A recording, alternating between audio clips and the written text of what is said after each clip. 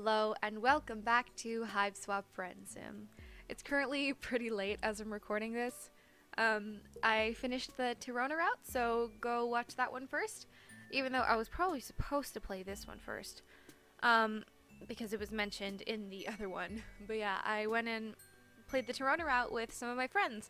And it was a whole lot of fun. Please go watch it. I loved it. If you like that, let me know if you want me to do more of that sort of thing. And, yeah, so I've been told good things about Galekh's route, that it's something pretty nice. So, I'm gonna do that now. I'm a little sleepy. Which is, I like that it's gonna be hopefully not too wild, since I am a little tired out.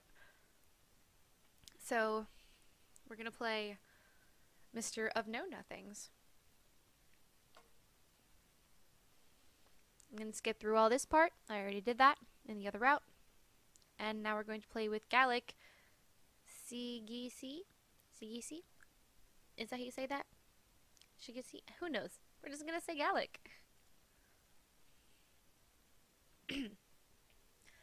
It's a chilly night. Not in a bad way, though. It's the kind of crisp air that invigorates you. You think you might just fuck around and make a friend. You're busy breathing in a bad old lung full of the stuff when you hear someone call out behind you.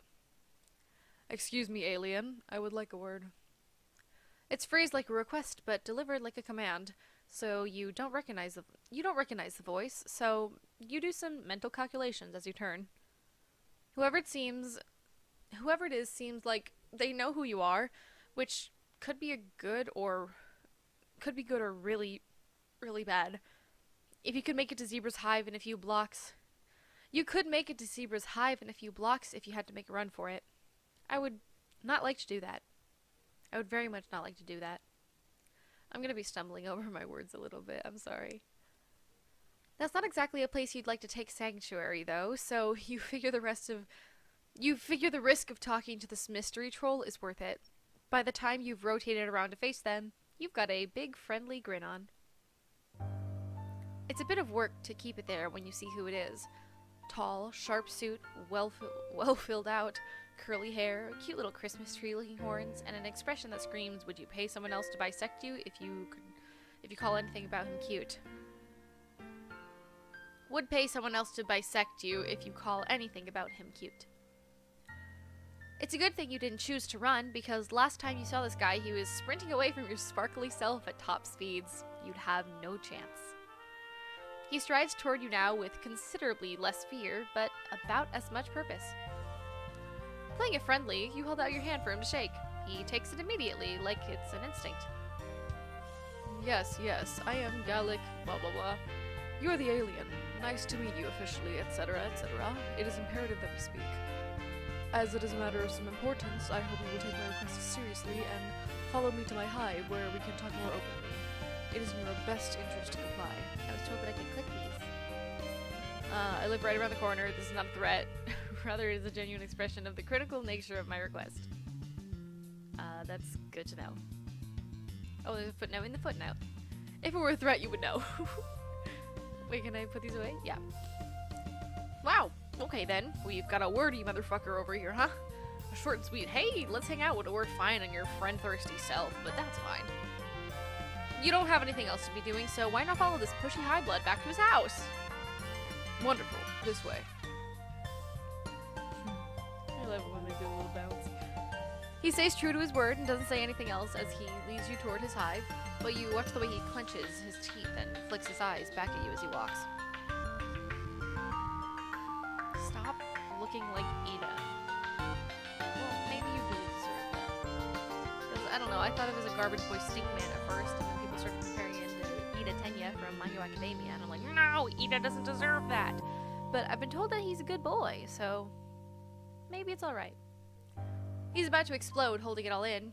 You walk a little slower just to bask in the need emanating off him. Ooh, fancy. Still dizzy with the feeling of having your presence wanted so badly, you trip a bit heading up a wide flight of stairs. And there are a lot of them. Jesus, he could have warned you at least. You look up as you pull yourself to your feet. The stairs lead up to an old stone building covered with ivy that creeps around some pointy-topped windows and up to the tops of turrets. It looks like the kind of place a crusty old professor might walk out of, followed by a flock of khaki-clad rich boys. The door opens with a creak. You do not hear anyone debating the difference between a movie and a film in there, but you do hear bleeding? Sounds reasonable. Once inside, Galekh beckons you through the foyer and into another room, this time unlatching what looks like a very tall metal baby gate to let you both in. He checks the latch twice after he shuts it, then gestures to a pair of studded high backed chairs on either side of a fire. Please take a seat. I will make us some coffee. You will not have had any like this before, as the taste is drastically different from the slop you get from a public coffee shop. It is possible your palate does not experience enough to tell the difference, but I can walk you through the simpler points. You do that. You do take that seat. You look around while he fucks with an antique espresso machine, and he has a desk covered in papers, open books, and a typewriter, and along the walls there are bookshelves leading up to the vaulted ceiling.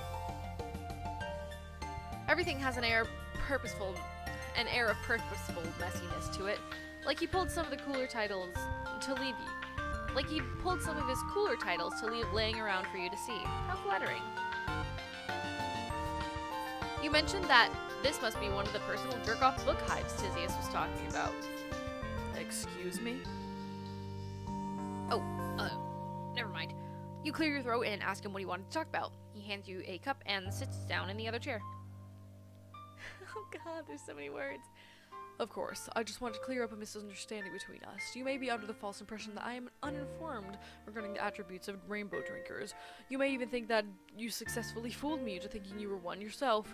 When we first met, I had not previously encountered one in real life, nor had I ever seen an alien for that matter. Furthermore, when I saw you before, you were in the company of the one Tagora Gorjek. I was making the most reasonable assumption possible, given the information I had available. It makes complete sense if you think about it. Specifically, you misunderstand me. I have spent considerable time in the interim researching you, of course, which is why I was able to track you down so easily. Rainbow fucker, wait, we just... Rainbow fucker extraordinaire.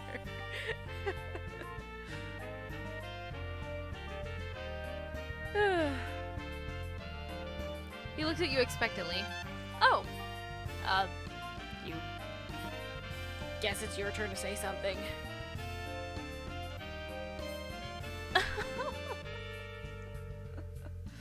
Oh god. LMAO, I don't give a shit, my dude. You laugh, and then realize he's 100% serious. He really cares that much what you think of him. It reminds you a bit of a few months ago, or, you know, a few days ago. Still, you know what it's like. You try to tread the line between humoring him and easing him out of having to care that fucking much. You tell him you like him, even if he was a complete rube, a total rainbow-drinking or idiot, if his incompetence knew no bounds. I get it.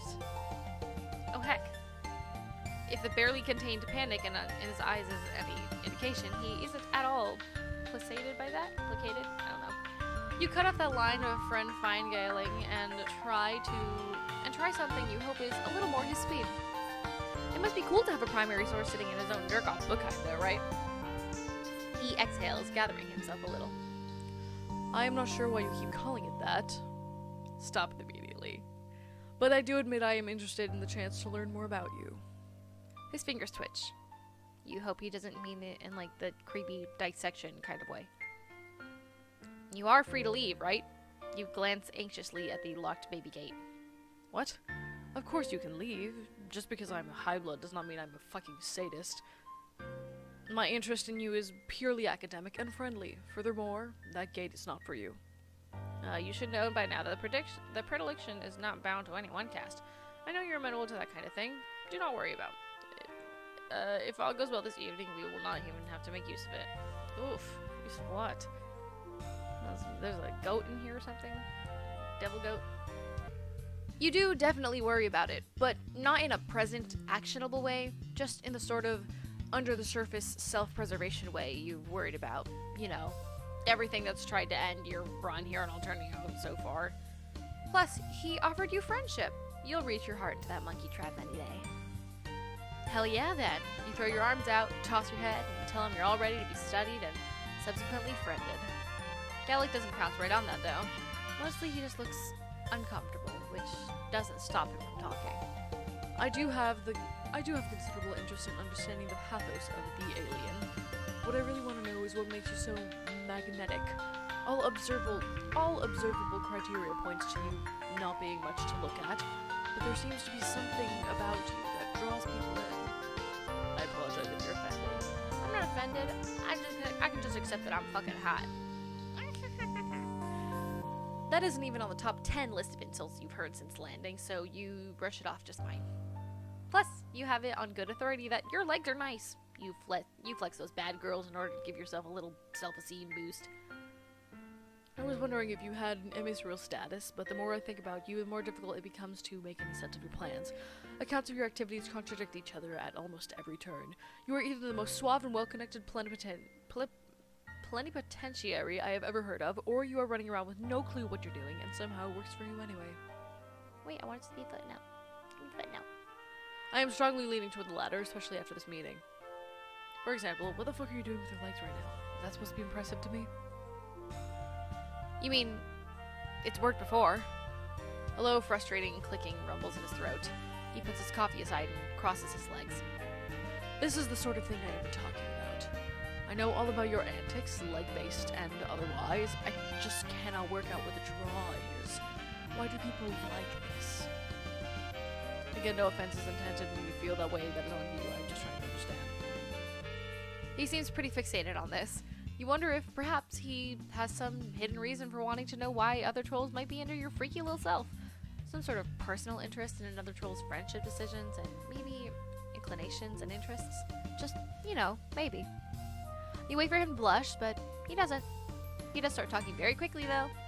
First of all, I do not know what you mean by that. I do not base my self-worth on anything so external. Hypothetically, if I did happen to be invested in what someone else thought of me, I would not tell you about it. Furthermore, just because I am not a freak does not mean I do not have desirable traits. You would probably just tell him anyway. By him, I mean any hypothetical mutual acquaintance. Oh, hi, goat! Oh, look at that cheeky little grin. I love it. You think he'd probably keep going forever, but now that he started letting it all out, You think he'd probably keep it going forever now that he's started letting it all out, but there's a sound behind you that shuts him the fuck up. You both turn to see his lusus, a big scruffy goat, gently headbutting the baby gate. it looks extremely friendable.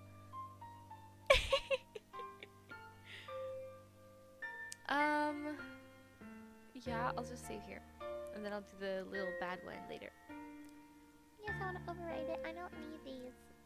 Yeah. Let's feed the beast. I want to feed a goat. As much fun as it is to get monologued at, you opt for a change in pace and ask a Gallic if this goat is a good boy. If you call breaking into my book hive and eating important chapters of my manuscript good, then yes, he's the best. It's in the pre-novel phase, if you were wondering. It is more of an experimental word rumpus. To be fair, raising and providing for me also makes his presence in my life a net positive. He sighs when he says it. That makes a frustrated and fond. When you pull an apple-adjacent fruit from your hoodie pouch, you never know what you might have to spend a day hiding in an alley, so pocket snacks that don't make you puke are extremely useful. You offer it to the lusus, and he uses his teeth and tongue to pull it to him through a hole in the gate. Nice. You don't have to have a crisis about whether or not you should let him in the room because, ooh, excuse me, because once he swallowed his snack, he trots back down to the hallway. You mosey over toward Galekh, plop down in the chair, and let him know that you're ready to get this fact exchange party started. You wonder to yourself what kind of information actually exists about aliens, even humans, on Alternia. The fact that you have started thinking about yourself as the alien is mostly fine, you figure. It's what the trolls vibe with, which is what you're all about in the end, but it could be cool, maybe, to hear about the history of humankind from their perspective. You've been curious, and if anyone would know, it'd be this fucking nerd. So you ask. There is absolutely nothing. I have read all kinds of reports on other alien races, of course. I can pull this for you if you would like. As for your species, I can confidently say there is no recorded history of your kind on Alternia. If If what you were after are bloody accounts of the destruction of the entire species or painstakingly detailed logbooks or resources taken from various planetary systems by our forces, if it existed, I would know about it. Oh. Wow. So you're the first of your kind to visit, huh? You flex again and brag that maybe it's the secret to why everyone is so hot for your friendship, but even Galekh can tell you're not really feeling it. If you say so, are you some kind of high blood equivalent back home? Is that why you're so friendable here? Why is your planet's system of governments? What is your planet's system of governments, and where do you fit into it? What are your main off-world exports? What were some defining moments in your species' development? Have you formed any bonds here that you would say fit your planet's equivalent of the quadrant system? Supposedly festival. I still have yet to feel the impulse. If so, with whom? You're not ready to take the space, says 18. You're too busy trying to sort through the idea that you are the literal only option for him to learn any of this shit. The only one of your kind around. You feel like the frame surrounding your life has shifted, like everything around you zoomed out to the widest angle, with you a tiny speck in the corner invisible to the naked eye. Whew, maybe you should sit down. Ah, fuck, you were already sitting down. Maybe you should lie down. You crawl onto the floor, which Gallic probably won't like, but you're too busy having an existential crisis to care.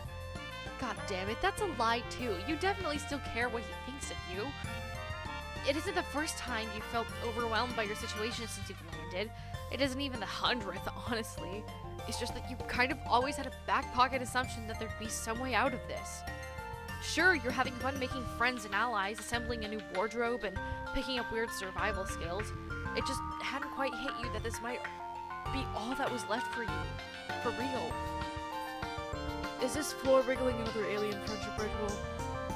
Do I not grasp the allure of...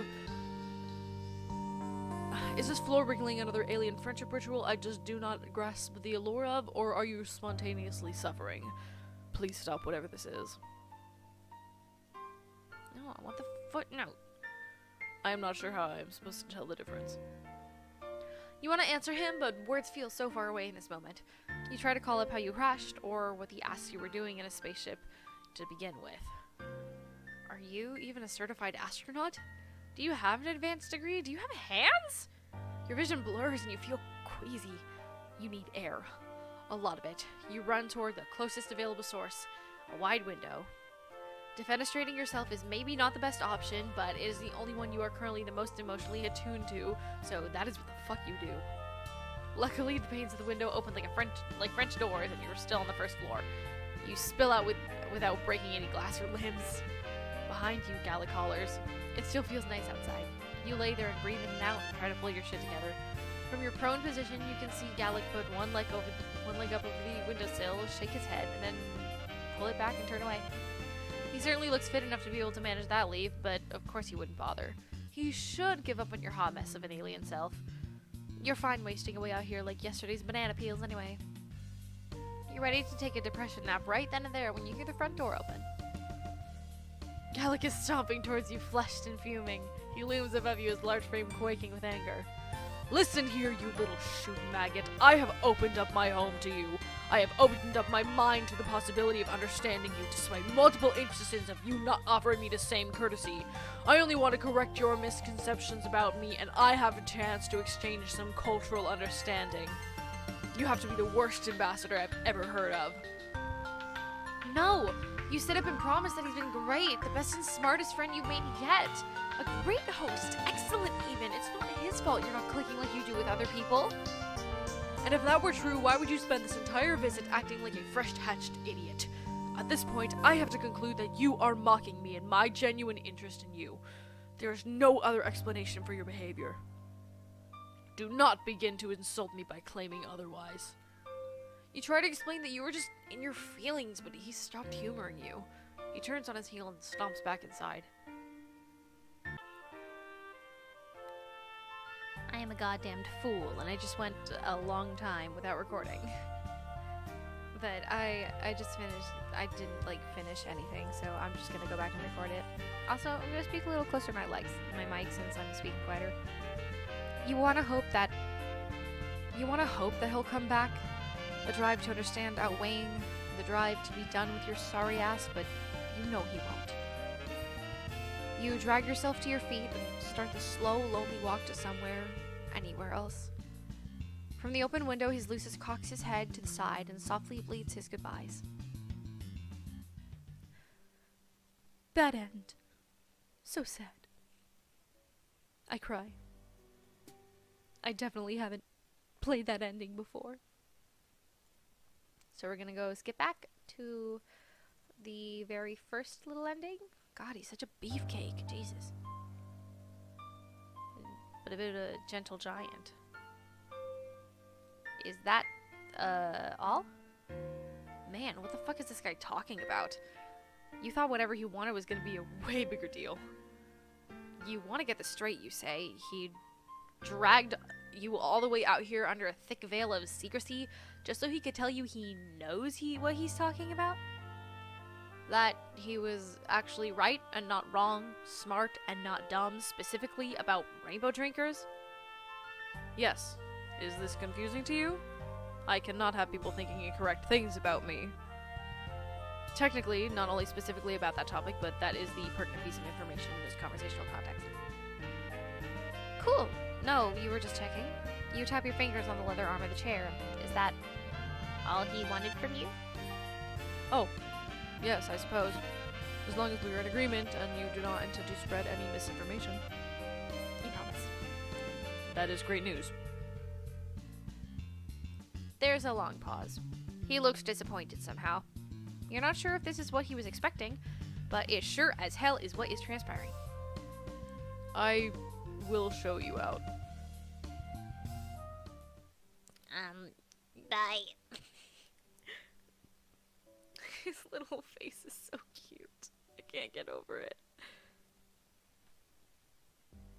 Okay, we'll go back to my load file now.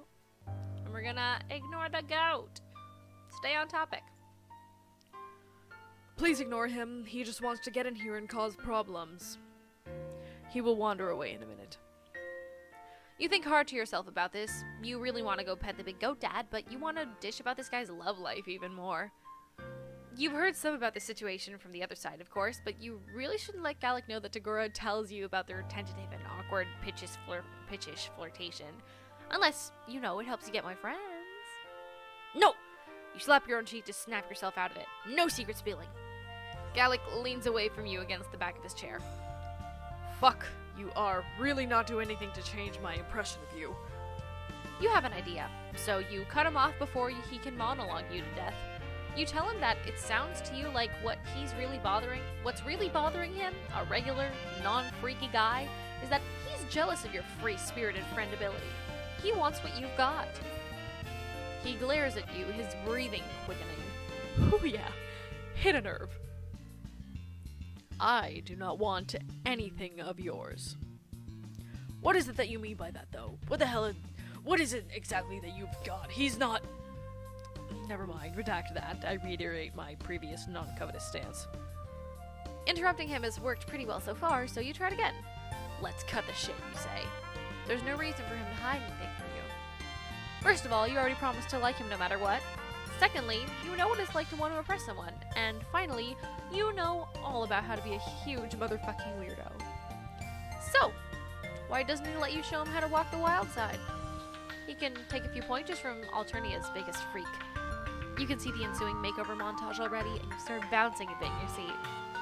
I have zero interest in... Okay, that won't do it. You try one more tactic, telling him you guess he just doesn't mind not knowing shit about how to be a freak. Old Gallic, they'll all say, smart at how to be boring, and a real big dumbass about weird stuff. Ah, I see what you are doing. It stands to reason that allowing you to broaden my horizons with your alien ways will only serve to increase my cultural competence. Unfortunately for me, it will absolutely work. Great! So what'll it be? Shopping for a new, more casual suit, or something wilder? Spicy undergarments, dyeing your hair, other weird body mod?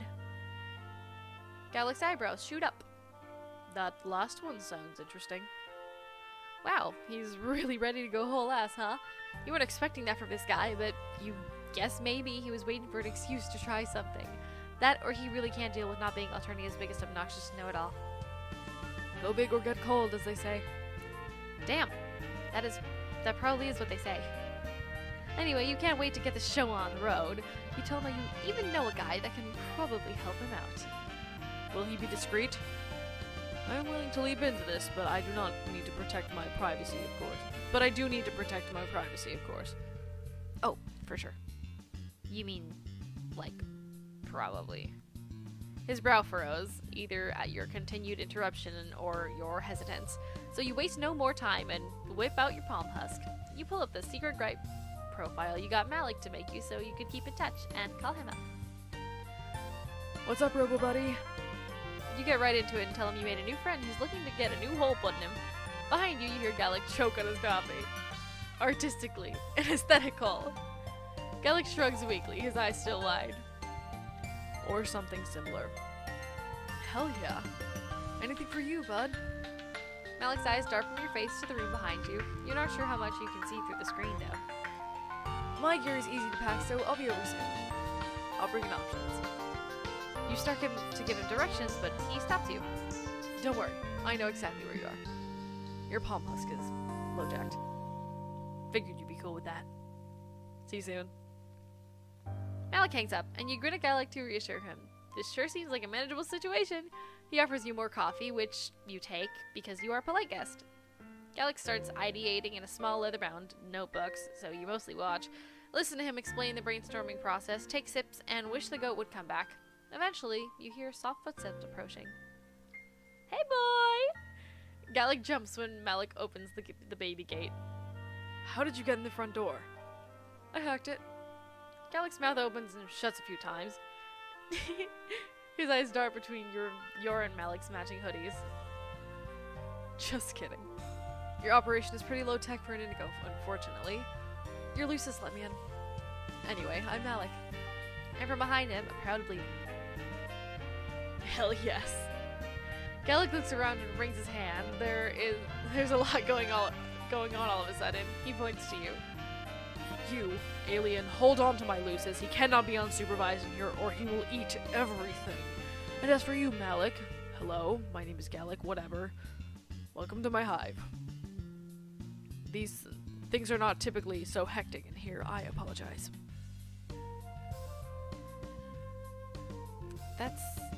Is that not a problem? That's no problem, I think. That's not a problem. I don't know. I hear you want to get freaky. Galekh tugs at the bottom of his suit jacket, straightening it reflexively. Poor dude. You want to tell him that you're proud of him for going so far out of his depth, but he seems to be holding his own here. Plus, the goat really wants to make a snack out of some old paperbacks. You take this job seriously and hold on tight to its neck. Yes, that is correct. I hear you have the tools to help me achieve this. I am open to a wide range of modifications. My notebook has some sketches. I will not be able to hide it easily. I will need to be able to hide it easily under clothing, however. Look at only the last 6 pages. Flip to an unauthorized section, and you will lose the privilege of using your eyes ever again. You want to dutifully look and not touch too, but wrangling a big goat is a full-time job. Malik holds up the notebook for you both to see. Wow, Galekh's not a bad artist, actually. Still, you have to kind of turn your head and squint to make out what is going on in a couple of the sketches. You guess there are still a few surprises left for you in the brave new world of troll anatomy, huh? You point to the sketch you'd like best with one hand as you scramble to keep a hold of a fistful of wiggly lusus fur with the other. Yeah, I can work with that. Hell yeah.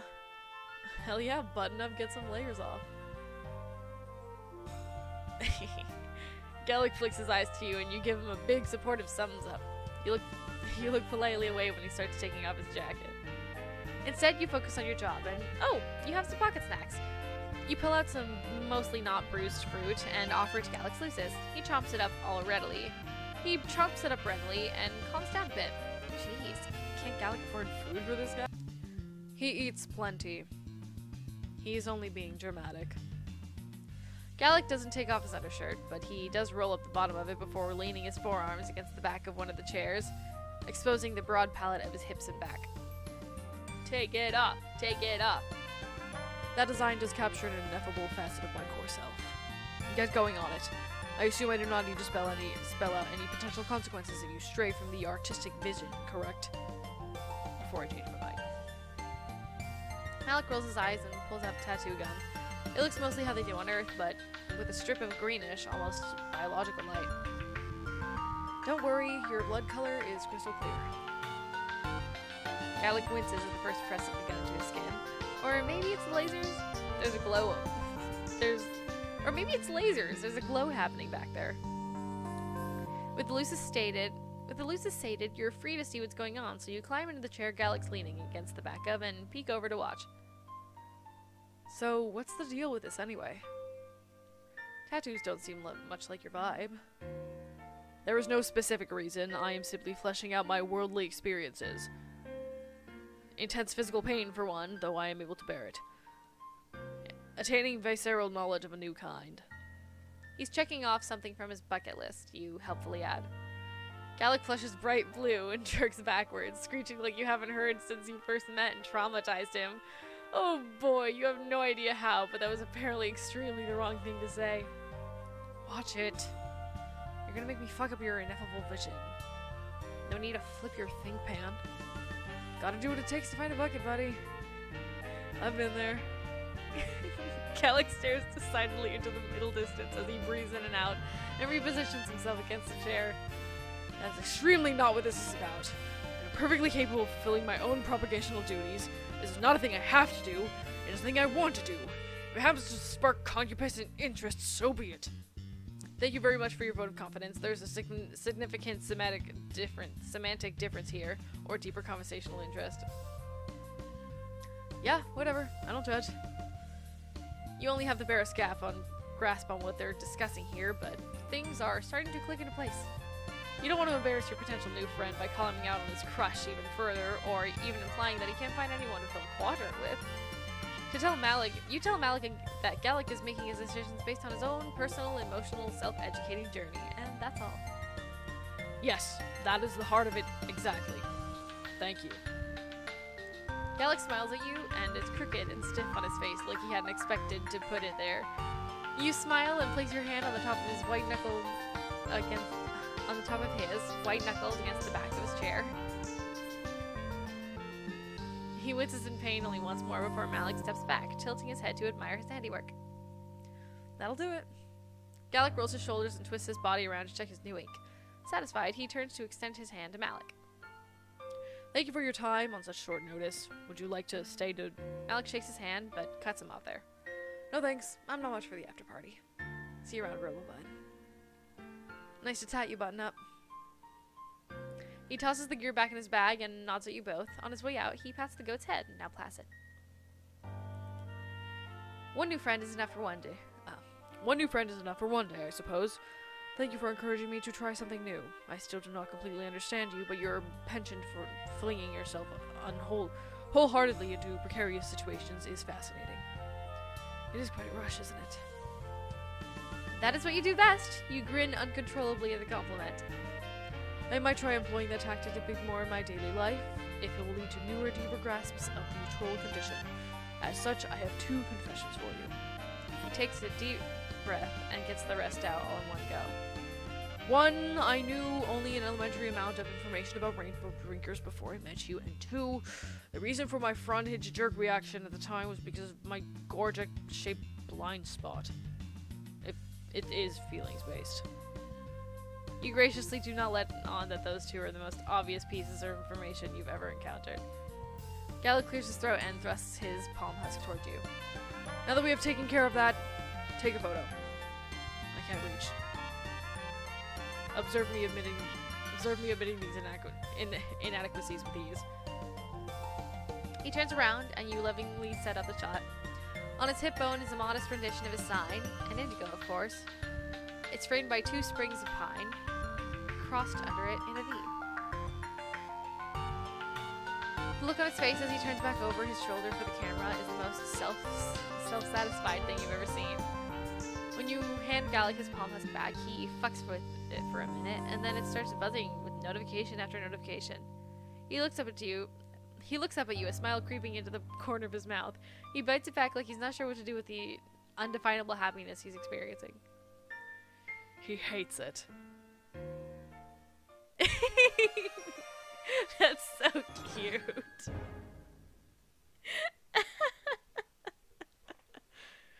Oh, I really love this. I love the way that Homestuck has never failed to like appeal to the fandom. Just little things like people shipping these two together no matter what quadrant, but then like I don't know if maybe it was something the creators planned out themselves or something they just decided after the fact, after seeing it, like, wow, these two are actually cute and funny together. Let's do something with it. I adore it. So I thought that Galek was gonna be an annoying garbage boy stink man, but he's nice. I like him. We got good boys these past 2 weeks. Honestly, they're probably my two favorite guys. Like him, Galek and Galek and Malik. They're good. I hope blue boys just have this reputation of being alright. Are there any other blue boys? No, I'm pretty sure Malik was the only boy cerulean. And there weren't that many indigos. I think it's just Galek. Well, the other indigos are Amicia and Nikki, which we don't know, like, nobody appreciates enough. But, I'm probably missing... Oh, fuck, Zebra. We don't talk about him. See? I forgot he existed because, well, he fucking sucks. And I'm never going to shut up about how much he fucking sucks. He's terrible, and that's just my final word on that. But we're not here to shit on Zebra. We're here to appreciate Galek. But yeah, that was a really nice route. That was a really satisfying ending.